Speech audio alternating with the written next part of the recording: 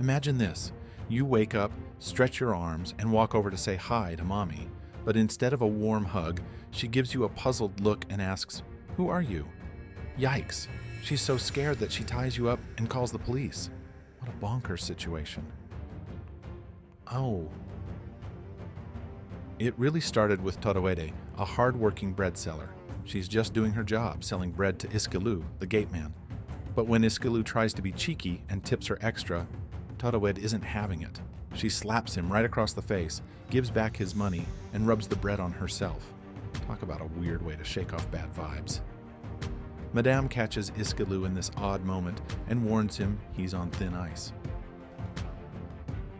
Speaking of Sumi, the guy that was forgotten by his family earlier, who's been partying all night long, he rolls up with a pack of condoms and some cash for Iskilu. Talk about being prepared, am I right? He checks in on his mom, finds out she's at the shop, and tells Iskilu to clean up after his girlfriend Lisa. Classic Sumi move. Cut to Sumi sleeping off his club hangover when his mom calls. He hits ignore faster than you can say snooze button. His sister Omolara tries to cover for him, but Mom's not buying it. She knows her son's been MIA from school, and she's about to lay down the law. Fast forward to Mom storming into Sumi's room like a hurricane on a mission. Sumi's all, "Privacy, please." But Mom's like, "I've seen it all before, kiddo." They argue about school and life choices until Mom slaps some sense into him. Literally. She's not about to fund another one of Sumi's whims. That night, Sumi's friends sneak in for a secret room party, but they crank the tunes too loud, and Mom calls in the cops. Everyone gets nabbed by the police, including Iskilu and Sumi. The next morning, Sumi's sister tries to play peacemaker with their mom. Eventually, Mom relents and bails out Sumi, but not without throwing some shade his way for smelling less than fresh. Poor Iskilu gets fired for his part in the shenanigans. Sumi vents to Aunt Yagi about how unfair life is, while Aunt Yagi tries to remind him that Mom cares. Later on, Sumi calls for a family meeting to air his grievances, but ends up without a solid plan for his life. He thinks he has a trust fund as a safety net, but Mom bursts that bubble real quick. The next day brings more drama when Iskilu comes back begging for his job. They all rush into Sumi's room only to find him passed out. When Sumi wakes up, he finds himself tied up, and his precious mom doesn't know him at all. What? They then take Sumi to the police. At the police station, things go from weird to weirder. Even Sumi's uncle doesn't know him. The cops think Sumi might be losing it. Later, a homeless and hopeless Sumi is out on the streets until Toroed spots him. She offers him food and shelter. What a gem. Toroed gets Sumi on his feet with some prayer and practical advice. She even nudges him towards getting a job so he can start making his own dough. By subscribing to Nijaflix, you'll stay updated with our latest recaps, exclusive content, and so much more. So, there's Sumi, our main guy, working super hard, carrying big bags of flour. He's making some cash, but oh boy, it's tough. He's living a life that's not his own and learning lots about himself. After a long day, he's super tired and heads home for some zzz. When Toroedi, the kind bread seller lady, finds him, Sumi's neck is all sore from carrying those heavy bags. He needs a new job that's not so ouchy. Toroed is like a superhero. She takes him to find someone who can help him get a job, but plot twist, that person moved away. Bummer. The next day, Toroed has some brotherly business to discuss. But Sumi? He starts talking all fancy in English. Hello. Hi. Toroed is like, "What? Are you okay? That's not how we say hi around here." They teach him the cool street way to greet. "Twiling, twiling." Sumi gives it a go. "Twiling, twiling, twiling." It's pretty funny. Then they wonder if Sumi can work as an ogbairo. That's like a bus conductor. But nope. They think he might just collapse after one day of that tough job. Makanaki, their friend, asks if Sumi is helping Toroedi with, personal stuff. Sumi says no way. He's straight up honest. But Makanaki gets it all wrong and thinks they're talking about something else. Even Tadawid turns red like a tomato. Next up, they meet Jugunu, who owns a bakery. Everywhere they go, people keep asking if Sumi and Tadawid are an item. Jugunu lays down the law. No stealing bread or letting it go bad. If you mess up, you pay up. Tadawid pleads with Sumi to work hard and not make her look bad. Jugunu offers to pay daily, 1,000 naira. Sumi is like, "Cool beans, when do I start?" And Tadawid says, "Right now, who else will feed you?" Sumi jumps into action at the bakery. He learns to mix flour, knead dough, and bake it till it's just right, hot and yummy. But ouch, he burns his hand. Tadawid is there to help him out. Then there's some drama with another worker.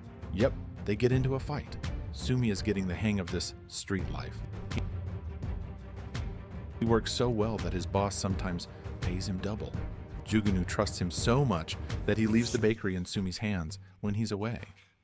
The food seller lady is not too happy with Sumi because he doesn't notice her even after all she does for him.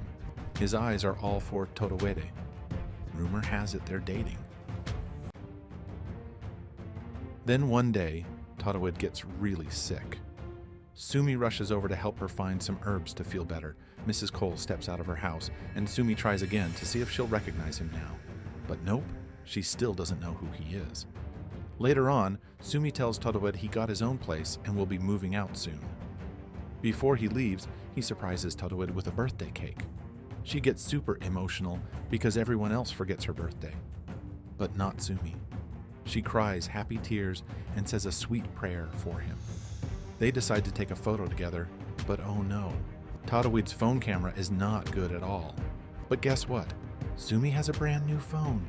They snap pics, dance around, play games. It's party time. Tadawid shares her own tough story about leaving home to hustle after her mom remarried and stopped caring. She's going to miss Sumi even though he's just moving a street away. Sumi teases, "Really?" And she's like, "Yep, for real." Sumi tries his smooth moves on Tadawid, but whoops, no he doesn't. Tadawid is super clear that she's waiting for the right time for her first kiss because she wants it to be super special. Sumi is all in. He'll wait because he cares a ton. Now, get ready for a sweet surprise. Sumi buys Tadawid her very own kiosk so she can sell bread without being in the hot sun all day. She's over the moon and showers him with blessings.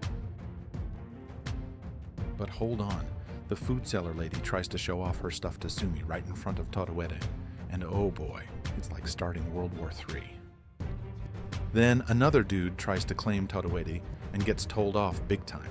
The rice seller comes back and everything goes wild. Sumi breaks a bottle and it's fight time.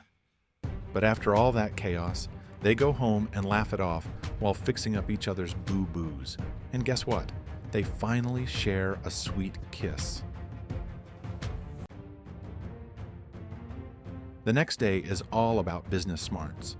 Sumi tells his boss they should make their bread even cooler with branding and new flavors to make more dough. I mean, money.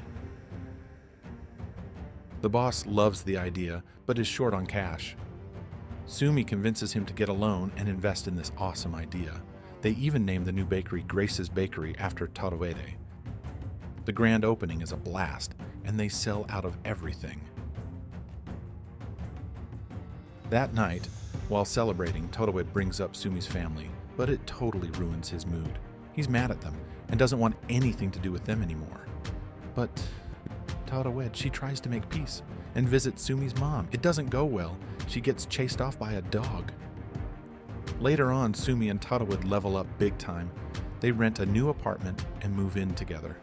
Sumi pops the question, "Will you marry me?" Tadawid is like, "Are you kidding?" But nope, he's super serious. After some convincing, she says yes.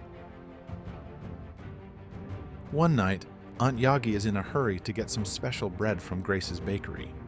They're out of her favorite flavor, so she calls Sumi for help. When he steps outside, Aunt Yagi finally recognizes him. She tells him everyone's been looking for him like crazy. TV ads, newspaper notices, the works. Sumi tells Aunt Yagi about those people who kicked him out of his house, but she says that's not true. He left after an argument with his mom and then vanished. Then, bam! Sumi hits his head and passes out. When he wakes up in the hospital, he asks for his wife, but his mom is confused. What wife? Turns out everything, the bakery, Tadawid, was all just a dream while he was in a coma for 20 days. Sumi insists it was all real to him. He lived 5 years in his dream but was only out for 20 days. The doctor tells his mom that dreaming like that means his brain was working hard while he was asleep. Sumi learns a big lesson from his dream, that love is super powerful and can change how you see the world. And here comes the twist. On their way home from the hospital, they spot the real-life Tadawid selling bread on the street. Sumi can't believe it. He jumps out of the car to meet her. So, Sumi sees Tadawid on the street, but guess what? She doesn't know who he is. But Sumi, he remembers her. He's like, "Hey, can you come by my place tomorrow? I want to buy your bread." He's super polite and says, "Please, 9 a.m., okay?" And she's like, "Sure, I'll be there." Back at home, Sumi has a heart-to-heart with his mom. He's got big plans now. He tells her all about his dream to start a bakery. We're talking bread, pastries, the whole yummy deal. And guess who's joining him? Tadawid. True to her word, Tadawid shows up the next day. And that's where we hit pause on this wild ride of a story. Will Sumi's bakery dream take off? Will Tadawid remember him for real? You'll. And that's a wrap on our movie recap of Breaded Life. It's been a journey filled with dreams. Thanks for tuning in at Nijaflix.